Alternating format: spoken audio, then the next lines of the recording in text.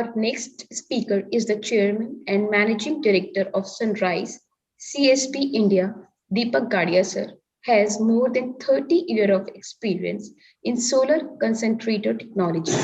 His company Gadia Solar was one of the world's largest solar concentrating based cooking system manufacturer.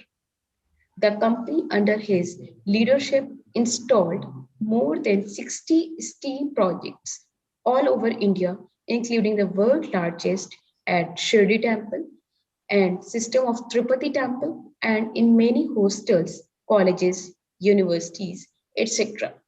He has bachelor's in science from Mumbai University, then went to Germany and acquired degree in process and environmental engineering from TFH Berlin and participated in post-graduation courses in energy conservation and energy management offered by MIT of the USA in collaboration with the Technical University Berlin. After acquiring working experience in Walker Chemie in Germany, he returned to India in 1985, realizing the potential for energy audit and renewables in India. He became a serial entrepreneur and participated in the entrepreneurship courses offered by IIT Delhi. So, without any further delay, I would like to invite Mr. Prafulla Pathak sir to share his views with us. Thank you. Thank you. Thank you. Uh, in the beginning, I would like to thank the Axis group of institution for arranging this webinar on the solar energy chapter. They have Solar Energy Society of India chapter. They have at Axis College. At the same time, I would like to thank the your director and our Secretary General, Dr. Ashish Malik, for patronizing the SEPSI chapter, SESI student chapter there, and guiding you timely. I also would like to welcome someone special to me, Deepak Bhai. Normally, I call him Deepak Gadia ji. Uh, you all are lucky to have him today. Yes. To listen to him. Even I am very open. I am also very much interested whenever he speaks. And I still remember the first day when I heard him somewhere 7, 8 years. And still from that day, whenever he speaks, I would like to listen to him. I also feel that let me listen to him. But as the but the procedures and all that, you have invited me as a CC president here, so definitely I would like to talk some few words for the students who especially who have joined in large numbers in this webinar.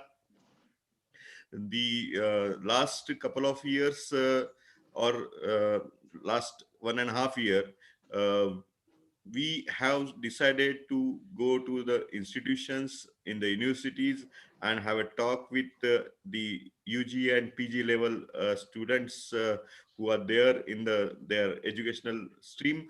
The reason behind is we feel that the next decade is a decade of solar energy, and Solar Energy Society of India, which was founded in 1978, was mainly had a people at that time who were from academia, who were from research at that time. Later on, the since 2010, the industry people, the trading and the developers joined Solar Energy Society of India. So we have the representation from all the walks of solar energy sector. The proud feeling for me is the legacy SESI has of 42 years. The another proud feeling is we have people like Deepak Bhai and those who are in this sector since at least 30, 40 years. They are in this sector, so they carry huge experience. We have our mm, members who are guiding us in our day-to-day activities, who have been at the top slots in government of India in the sector, power sector, as well as solar energy sector. and that's why they are aware of the happenings of solar sector since last more than 10-20 years. And so this legacy what Solar Energy Society of India has, I don't think any other organization has. Even we have a proud that some organizations which we are uh, seeing those also functioning in the solar sector with their objectives and the targets areas they have decided, they also have their patrons or their uh, promoters already member of Solar Energy Society of India. So the family of solar sector in India is growing, and to have Solar Energy Society of India as the apex body in this field is a proud feeling for all of us. And as I mentioned here, it is all because of the members we have who are with us since last 30-40 years. Uh, you people, Stacy Student Chapter members, you have just recently joined us, and we are sure that we will try to give as much as possible with what we have, so that whenever you will grow, you will perform in the solar energy sector for our country. Now the things are, it is not for our country, you can work all over the world. Why I am saying this? Because with the help, with the establishment of International Solar Alliance at Gurgaon, India and France are leading the solar sector for the world. So you people, when you come out of your institution and when you are looking for a entrepreneurship or activity in the solar sector, definitely you have a chance to go world over. So to make you aware, to make the to give this initiation to you to think about solar sector as your uh, next sector or your entrepreneurship sector, we are interacting with you, we are trying to have a handholding with you. So on that line, Solar Energy Society of India is working on one side. On the other side, we are having some programs. Recently we had a rooftop solar webinar on rooftop solar, wherever there's some communication doubts were there in the industry. So because we have the people from who were policymakers, so we had an interaction. So we are working on academia as well as we are working to the sector. Means we are trying to bridge between the institution and industry. So definitely connecting with SESI student chapter, all the students definitely will have a benefit of that.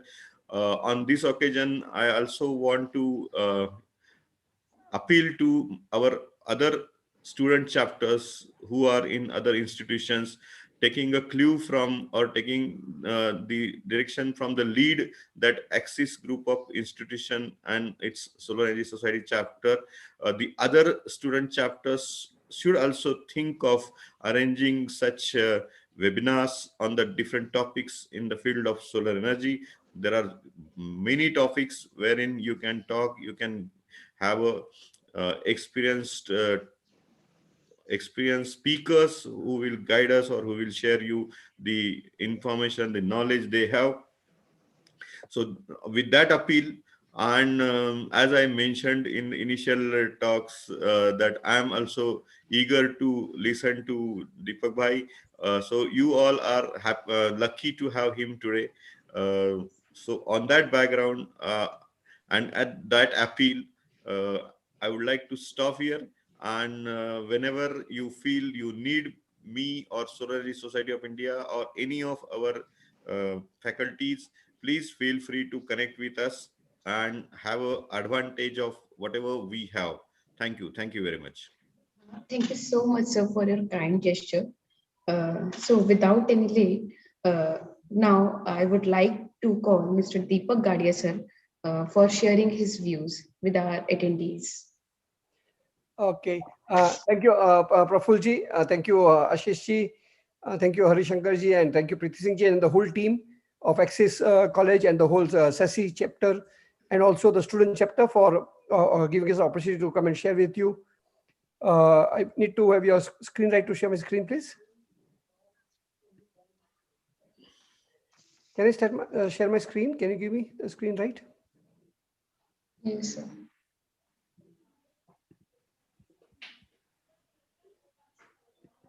I think you have to exit the screen, then only I can enter.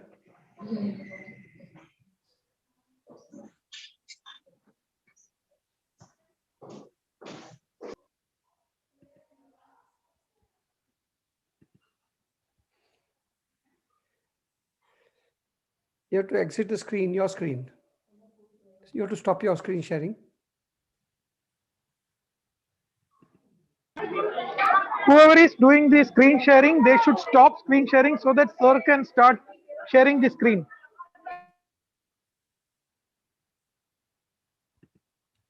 Okay, I got it now. Yes. Okay. Oh.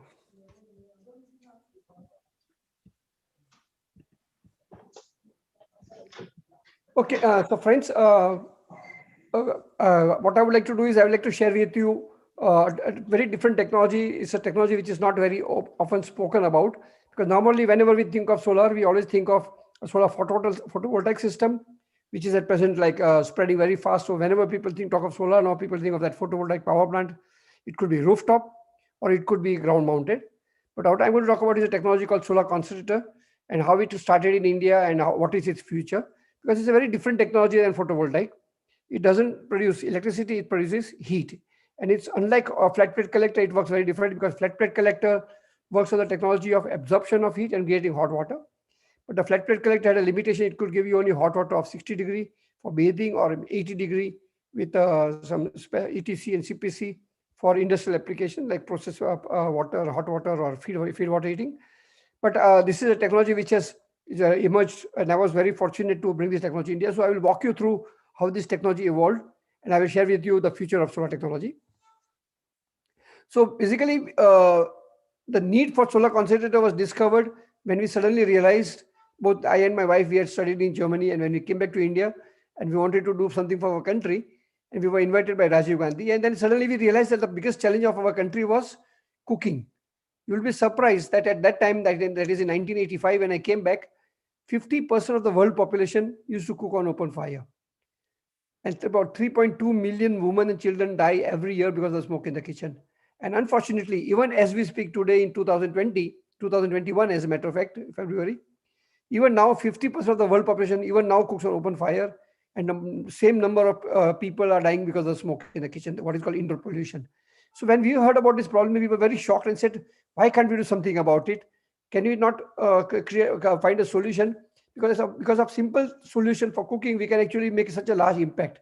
Deforestation, as we all know, is a major cause of climate, global warming, climate change, deforestation, losses of life, and everything. Only yesterday, Supreme Court has given a value of tree. So we suddenly now realize why it's tree important, because tree not only gives us oxygen to breathe, but it also is a carbon sink. It removes the carbon from the atmosphere and does not let the atmosphere warm up. And unfortunately, because of the use of fossil, the CO2 is now be put into atmosphere is more than the tree can absorb. So tree are very, very important. So tree are also very often called as carbon sink. So we said, what can we do? And then we saw that there was already a technology called box cooker. I'm sure a lot of people know about this technology. This was a technology developed in Gujarat by Professor Mohan Parekh in early 50s. And in this technology, what you do is you have an insulated box where you put such aluminum tin boxes inside with a black cover, and then you put a glass window on it. And the glass has a property that it allows the light to go in, but does not allow the heat to go out. Because of the temperature would rise, and because the box is insulated, the temperature rises to 140 degree, and whatever was kept into the cooking vessel, rice, dal, vegetable, would get boiled. You could either bake a bake, or you could make biscuits, or you could make a cake. But then more than that, you could not do. And we found out that the problem was that though the technology was functional, it was not spreading. In the country of about 1.3 billion people, only about 0.005% of people use solar cooker. So as a technocrat, we asked, why is it that people are not using when there is a technology? And we've realized that people are not using box cooker, or it was not spreading because it was very slow. It will take about 1.5 to 2 hours to boil things or to bake things. It was very fragile because of the glass mirror and the glass window. If something hits on it, it breaks. Third, it could not fry. You could not make chapati. So it was functional. I still think that box cooker is one of the best technology, very cost effective, cost about 2,500 rupees. and you can cook with it, but you cannot fry, you cannot make chapati. And normally people said, if you want to cook, we want to cook fast, we want to be able to cook all items. So we realized that there was a need for a technology where you could do that.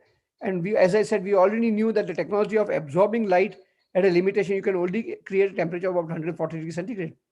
So we said, which other technology could bring up higher temperature? Because when you want to cook fast, when you want to fry, you require high temperature.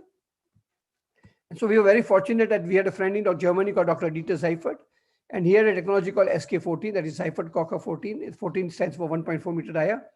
So this is a parabolic dish of 1.4 meter dia, and it has an output of 600 watt. All the light falling onto the reflector is reflected into the focus, and in the focus you can see there is a cooking vessel. Now, because of the temperature of 250, 300 degrees centigrade, you can see now the lady is able to fry, she's able to make chapati, she's able to put a pressure cooker. It will be a vessel in 30 minutes, just like on LPG cylinder, gas cooker. But the problem was, this technology was again successful for middle class and the rich people, but the poor who wanted this technology could not afford it. So the dichotomy was that people who needed the technology, the rural poor, could not afford it, and people who could afford it, just like this lady, middle class lady, she said, I can use it on Saturday or Sunday, but I cannot use it every day. And the reason she gave was that why should I go into the sun? You all men sit in the comfort of your air-conditioned offices. Why can't you bring a technology where the sun comes in the kitchen? I don't want to go out in the sun. And we realized that, yes, technology has to be also user-friendly. So again, we went to Dr. Seifert, our friend in Germany, and told him if you can give us a technology where you can bring the sun in the kitchen. And he connected us with Mr. Wolfgang Scheffler, a physicist in Germany. And Mr. Scheffler had a very clever idea. What he did was he used a part of a parabola and put the dish outside, and the focus was inside the kitchen. So you have to imagine this is like a complete parabola, and this is only a segment of parabola, and the focus is here. So the light is reflected through the small opening in the north wall kitchen, and it is reflected onto a secondary reflector, which deflects the light onto the cooking vessel, and now you can see the lady can cook in the comfort of the kitchen. So we found out that yes, there was a technology which you could do that, but the problem was it became very expensive for domestic cooking, because you require a tracking mechanism, because the dish has to move like sunflower along with the sun, and you have to be able to cook it. So you have not one reflector, but you have two reflectors, and then you have a cooking place, and you have a tracking mechanism. So what we did was we converted this domestic cooker into a community cooker. So here below you see the photograph of the first community cooking system which we installed at near Bangalore at Rishi Valley School, and this was for the midday meal program. And here you see there are two dishes reflecting light in the kitchen. And on the kitchen you can see the vessel. The light which you see is a solar flame. The temperature about 550 degrees centigrade, and the vessel is painted black so that it absorbs the heat. Now you're able to cook with two dishes about 200 meals per day for school children.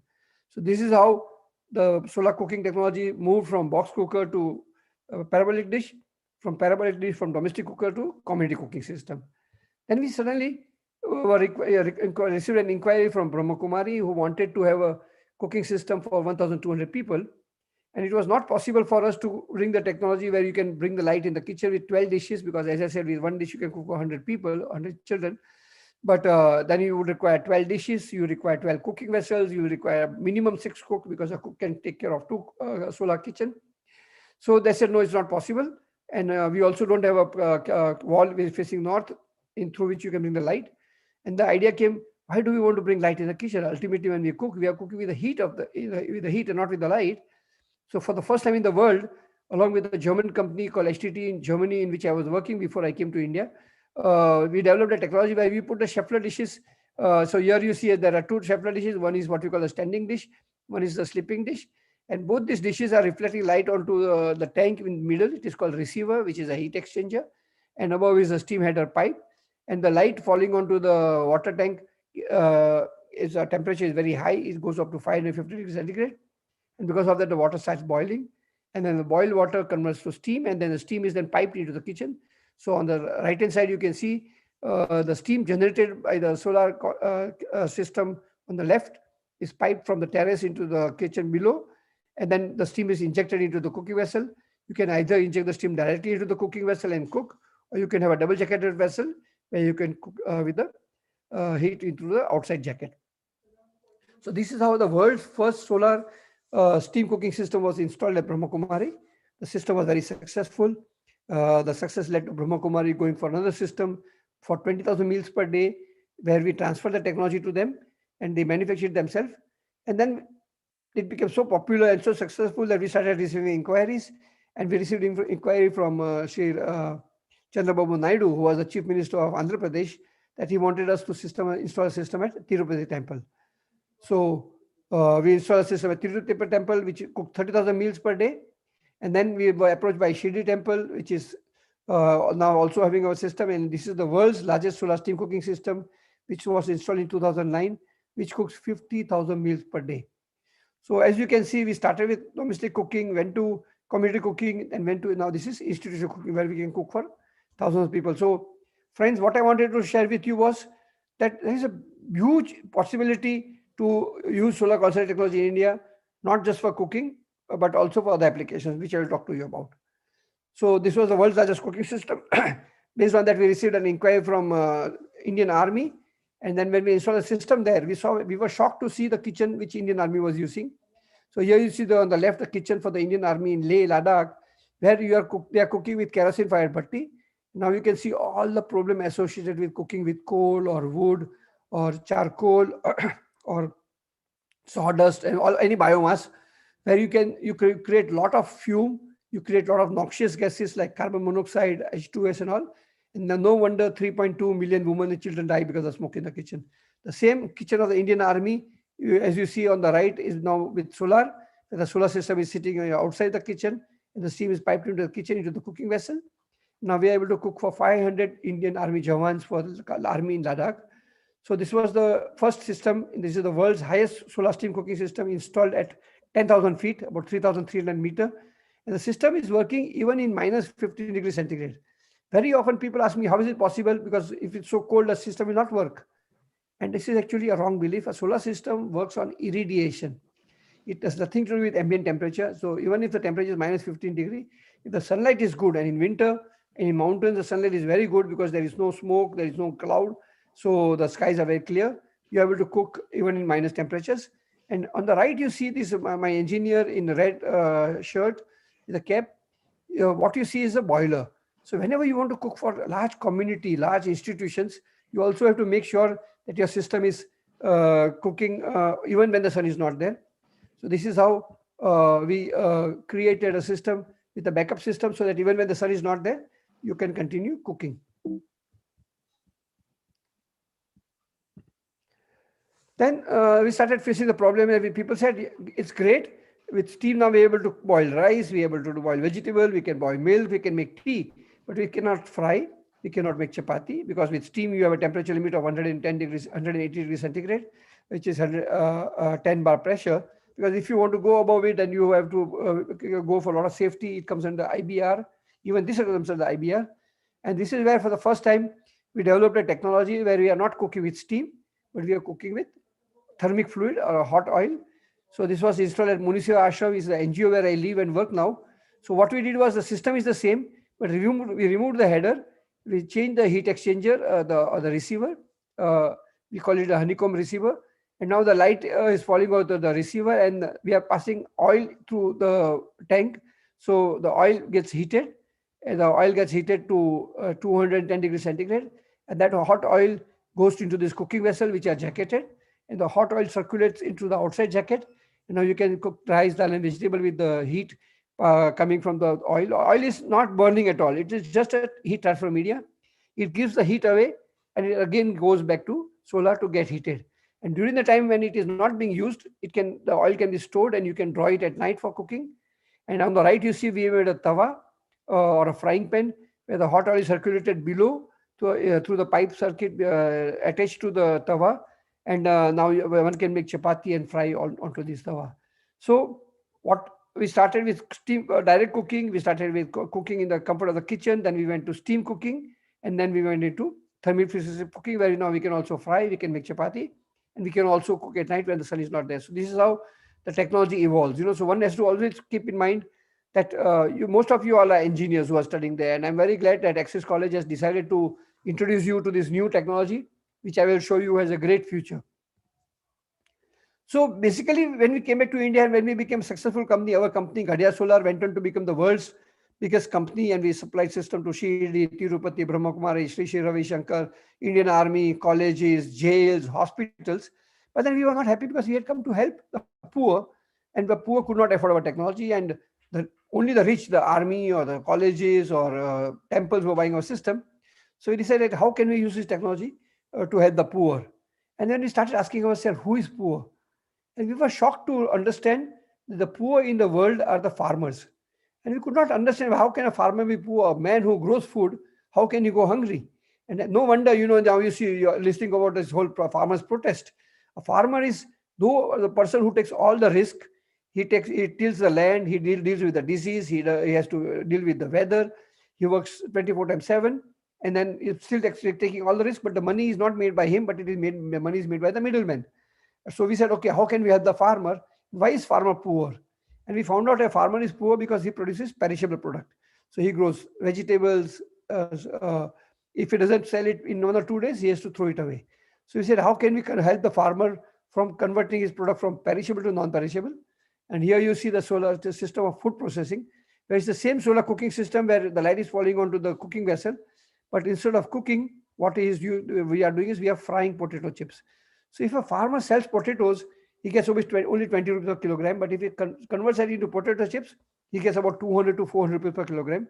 And he has converted a potato which is perishable, which will grow and he has to throw away in 2 days if he cannot sell it, into potato chips, which is non-perishable. And he can sit on it for 1 month, 2 months, till he gets a better price. So the advantage of food processing is you are converting perishable to non-perishable, you are creating value addition, and you are empowering a farmer to do all these things and sit on his product till he gets better price. So he's able to cut out a middleman who otherwise buys, keeps it in cold storage and sells it at a higher price. So it's the middleman who makes money in a normal way of business. But if a farmer does food processing himself, or the food processing done by entrepreneurs in villages, then they're able to do value addition and also create jobs in villages. So here you see another application of solar concentrator where the parabolic dish is reflecting light, and on the right you see is a bakery. So with solar energy now you can make bread, biscuit, cakes, pizza bases and all. So this is another way of doing food processing. We are not frying, but you are baking things. Then we read an article which said that the first and the second World War was because of oil, but the third World War is because of water. So here you see Mr. Wolfgang Schäffler at our factory. So what we are now doing is we are converting the normal salt water into seawater into drinking water. And how do we do it? We are boiling the water gets converted to steam, and then you are condensing the steam, and then you get distilled water, and then that distilled water you add a bit of salt and it becomes drinking water. Because mineral water alone is not good because it has no minerals. So it actually then starts leaching your minerals from your body. So you should never or should avoid drinking mineral water or distilled water. You should always have water with some salt in it, so your body does not lose its salt. Then we started looking for other applications, and this is application which we saw. This is application for wastewater evaporation for industry, because we know that every industry, when they use produce anything, they require water for purification.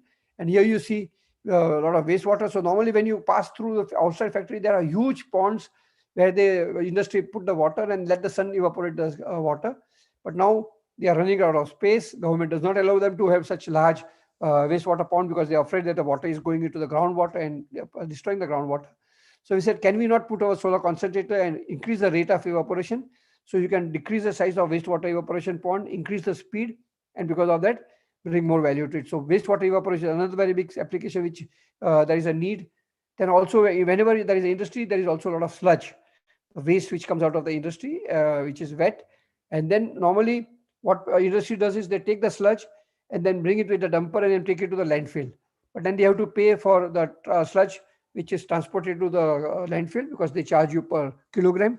So the industry is paying two ways. First, they are paying for the transport, and actually you are transporting water which is no value. And then you're also paying by weight, so you're also paying for the water which is not a waste. So now we are doing sludge drying, where we are removing the moisture from the sludge by reflecting the sunlight on it. So you evaporate the water, you decrease the weight, decrease the volume. Because of that, you have to pay less at the landfill and you have to pay less for the transport. So another sludge drying is another very, very large application for you all or for students to go. And when we had supplied our system to Indian Army, the problem they faced in Ladakh was the people came and complained and said, sir, you have come here to protect us from Pakistan or China. But the problem is, while staying here, you are also creating a lot of pollution because you are eating in your paper trays and you are using kerosene to burn all the waste. So why not you, if you have solar technology, why don't you do solar incineration? So this was the first solar incinerator which we developed for the Indian Army, where in the focus we are putting the waste, the paper trays which are wet with food, and they get burnt without using any kerosene. So now Indian Army started using solar incinerator. And at the place where I am now in Munisi Ashram, we also run cancer hospital. And we spent about 3 crore rupees per year for air conditioning of the hospital, because in hospital, one of the largest cost of energy is air conditioning, because you have to have operation theaters to be air conditioned, you have to have all the equipments to be air conditioned, you have to have patient's room, because we do radiation that to be air conditioned. So air conditioning is a very large cost. And then the hospital people ask me, sir, you're giving us heat when it is hot. Is it not possible for you to give us cooling when it is hot? Because we require not heat, but we require cooling. And that's how for the first time we got the idea that actually we can use the solar system also, not just for heating, but for cooling. So what we have done is the hospital was burning wood to produce steam and running a system on the bottom here. It is called vapor absorption chiller, which works on steam. So there are two types of air conditioning system. One is a compression chiller, like our air conditioning plants which we have in our house or in our fridge, the chilling system, where there is a compressor which compresses the gas R12 or R24 or whatever, or F12, and does cooling. But here there is no electricity required. It's just the steam which is driving the system, and then the steam creates chilled water, and then chilled water is piped into the hospital, and now you are able to do air conditioning with solar steam. So you are able to do cooling from the heat of the sun. So we replace the boiler with our Schaeffler dishes. So here on the top you see 100 Schaeffler dishes of 12.5 square meter doing 100-ton air conditioning. And this is another very interesting application for solar concentrator called solar crematorium. So here you see a big Schaeffler dish of 50 square meter. And the 50 square meter dish is reflecting light onto this coffin chamber, through which the sunlight is going into the chamber. The temperature is about 800 to 1100 degrees centigrade, and the body lying there can burn. People initially thought we were crazy that you're talking of solar cremation, but you have to imagine, at present we are about 700 million Hindus, and each and every Hindu needs to be burned. The Christians and Muslims, they bury their bodies, but we Hindu burn our bodies. And to burn every body, you require 200 to 300 kilograms of wood. So just multiply 700 million into 200 to 300 kilograms of wood. You'll find out there is not enough wood in our country. And that's why now in many big cities, now they have got electric crematorium. In many small towns, they are bringing in gas crematorium, but they are all consuming fuel. They are expensive. The cost of burning the body was very expensive. So the idea came, can we not do with solar crematorium? So this is the world first solar crematorium being installed at Munisi Ashram. We have already tested it. It can burn small animals. But then we realized that you also have to make it hybrid, because when you want to burn a body, you want to make sure that the body is burnt whether the sun is there or not. So now we are combining with biogas, and now we have a hybrid system where we can burn the body either with solar or with biogas. And now, as we started growing big, and when we became the world biggest company, we suddenly started realizing that the technology what we had of Schaeffler concentrator was having three major problems. The first problem was you require large space, because basically it's like housing. Village, you have many small huts or small houses, and you require a very large area of village to house maybe 1,000 people. But if you go to cities where there is no space, what do people do? They do multi-story building. That means you reduce your footprint on the ground, and instead of going horizontal, you go vertical. So we are doing the same technology. So instead of having many small dishes, we have a technology where we have one big dish of 500 square meter, and that dish just requires 25 meter by 25 meter. And this is a dual axis tracking. That means the dish moves east-west and also moves north-south. And the technology is such that we are able to concentrate 2,000 suns onto the receiver. And because of that, the temperature is 1,070 degrees centigrade. And you can now not just use for steam and hot oil, but you can also do for cremation. You can do for melting metals. You can use for making chemicals. So at present, like today only, I've shared on my Facebook, the India's first and the largest dish is being installed at Munisi Ashram again. We have replaced this 100 dishes just with one dish. Previously, we required 1,250 square meter reflected area to produce a steam to do 100 air conditioning. Now we are able to do it with just 520 square meter. So basically what we want to show is that we have to keep on evolving with the time, along with the technology, with the new materials, and not only solve technical problems, but also it has to be techno-economical. It has to also have economic into it. And land is becoming expensive, land is not available. So because of this, we are able to now do air conditioning with only with one dish. So here you see different side views of the mirror. So there are 389 mirrors of 1.1 meters. So, and then they are curved. And this is the solar boiler in which the light is reflected, where you produce the steam. And then the steam is going to be used for cooking, for laundry, for sterilization, and for air conditioning. Now, the advantage of this technology is now you can not only use for heating application, but you can also use for power generation. So now by adding multiple dishes of 520 square meter, you can produce enough steam to run a turbine, and with that you can produce also electricity. Because all the conventional power plant, the work on steam, and the steam is normally produced in coal-fired power plant or in gas-fired power plant or by atomic energy. But we all know the danger of atomic energy. We know the problems when we are causing when we are burning coal and fossil fuel. And that's why solar energy is the future. So I was very glad when Prafullaji talked about the new age of solar age, where now people are talking of green economy, green technology, green solar energy, green energy. So here I am going to show you multiple use of solar thermal applications. First I talked about was you can produce electricity. That means you can either directly use electricity by running turbine, or you can go for cogeneration where you can produce electricity and heat, or you can go for trigeneration where you can produce electricity, heating and cooling. It can also be used for grid sterilization. It can be also used for peak power. Another application is agri-processing. I talked to you about food processing. You can also produce UHT milk, that is ultra high technology milk, where you can convert that perishable into non-perishable. You can use for hydrogenation, you can use for gasification, you can use for fertilizer. It can be for waste processing, by converting waste into fuel, fertilizer, sludge drying, incineration. I showed you some example. I talked to you about water purification, desalination, and I talk about urban applications and village solutions like district cooling, air conditioning, sterilization, cooking, cremations. It can be used for, actually the whole future is going to be about hydrogen. So you can actually use solar steam for fuel production, for ammonia, hydrogen, methanol, syngas. And of course, it can be used for making metal. It can be used for making bricks. It can be used for making tiles. So there is a very large application for solar thermal application. Solar PV has only one use. You can directly only produce power. And normally it produces DC current. And if you put it through an inverter, you can produce AC current, alternating current. So it is only electricity, but where here we are able to produce everything. So there are more applications in solar thermal application, and also it has a higher efficiency. For example, if you produce power with photovoltaic panels, you have normally the best photovoltaic panel would have efficiency of 20%. That means only 20% of the light falling onto the panel gets converted to electricity. But in solar thermal, you have efficiency from anyone from 55% to 94% if you do cogeneration, where you are able to use the electricity and the heat. So future is going to be of that. So basically, we are installing a system at our Muniseva ashram, where in the phase 1, we are going to produce energy for process heating, laundry, cooking, and space heating, schooling.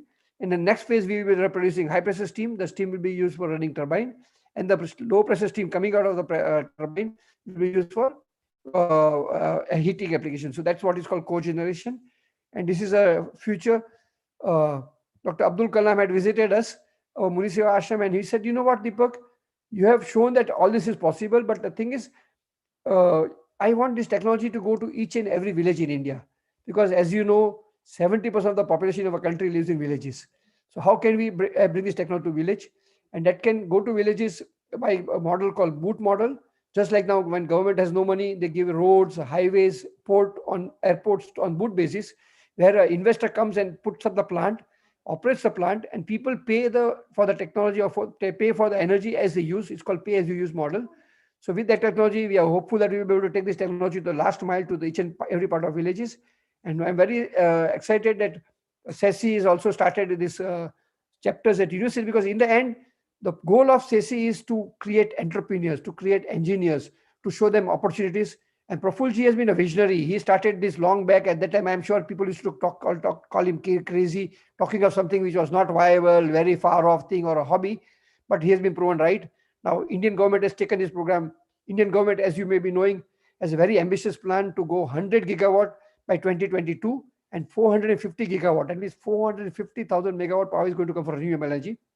So it's very appropriate that Ashish ji has said, Deepak, come and talk to my colleges, come and talk to my students. I want to know about this exciting technology, which has a great future. And I would be very glad to come with you, or I invite you all to come to us. We conduct workshops, we conduct training. And what we want to do is, we don't want to create paper tigers, because at present, unfortunately, our engineers are only paper tigers. They are not hands-on. I want you to become hands-on, do some project which is practical, not just something to pass your exams, but an idea with which you can actually run and create, become an entrepreneur, become a scientist, become good professors. So thank you, Ashish ji, for giving this opportunity. Praful ji, you are our nucleus connector, and thank you, Harishankar ji and Preeti ji, for this opportunity. If there are any questions, I would be glad to answer any questions. Thank you, Jai Shri Krishna, and all the best to you all. Wonderful.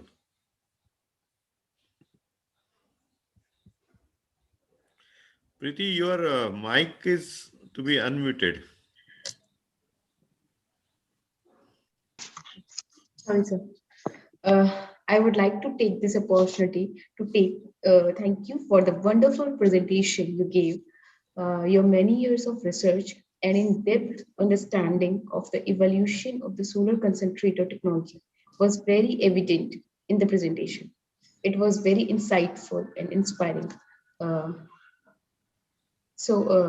is there any queries from student side? You can also share my PowerPoint to the students, and they can also write to me. I'm always open.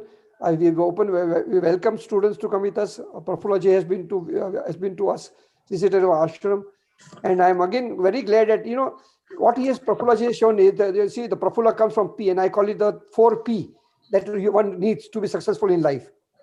Not the name. Prafula is of course a good name, but the 4P are: first, what you require is passion. Second P, what you require is perseverance. Don't give up. Third is, once you succeed, you have to become professional. Just having passion and perseverance is not sufficient. You have to be professional. You have to be competitive. You have to keep on evolving. And fourth is purpose. So you have to have a purpose. It should be very fulfilling. It should keep you driving. So this 4P and down the 5th P of Prafulaji makes 5P. So the Pandavas. Pandavas also is 4P. I have 3 Ps. I am Prafulla, Prabhakar, Pathak. Oh God. Great. Okay.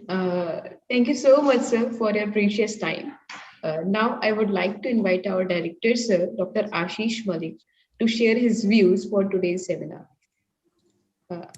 Director, sir. Good afternoon, everyone. First of all, I thanks Professor Dr. Deepak ji and Pathak ji to come on this platform with a very short notice on my request. First of all, thanks to you all, sir. And I thank everyone who attended this session. First of all, I will tell you about the access and our motto that we work on the principle of sustainable development. And SASI motto is also to disseminate the knowledge of solar to everyone. So we think that we finalize a theme named SAUR SANKALP that we can achieve SAUR Urja, the level of not 200 gigawatt or certain limit, but we can disseminate the information of solar energy benefits to the society, to our student, because the student of engineering college is the key role player in the development of a country. And the tier 2 city engineering colleges plays a major role in the development of India. This is our second session in this series, and our students already worked using the solar power in their projects. And I am very happy to say that over 3 products made by students are already patented using the solar energy. And our target of 600 kilowatt powers rooftop solar power is planning in our campus, and we plan it in 2 phases. First phase is 240 kilowatt and 240 kilowatt by March 2021, and out of that we already installed 160 kilowatt in the campus itself on the solar rooftop, and the next 360 kilowatt we will achieve by December 2021. So I assure everyone that Access student will achieve the motto of SASI as well as Access combined effort.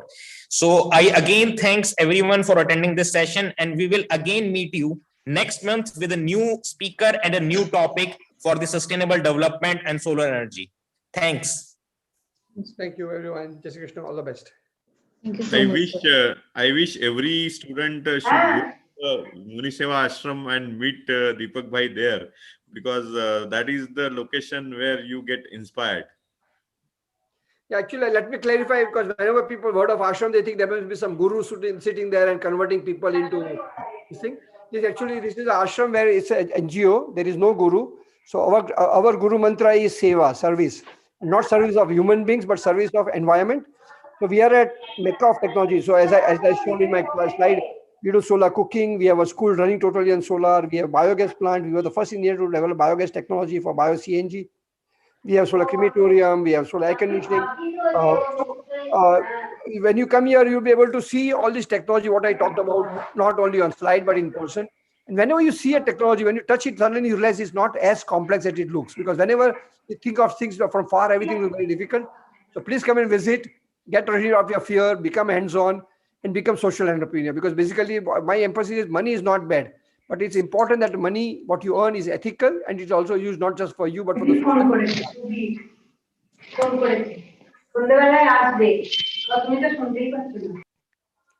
Okay, so I think we can stop now. Yeah.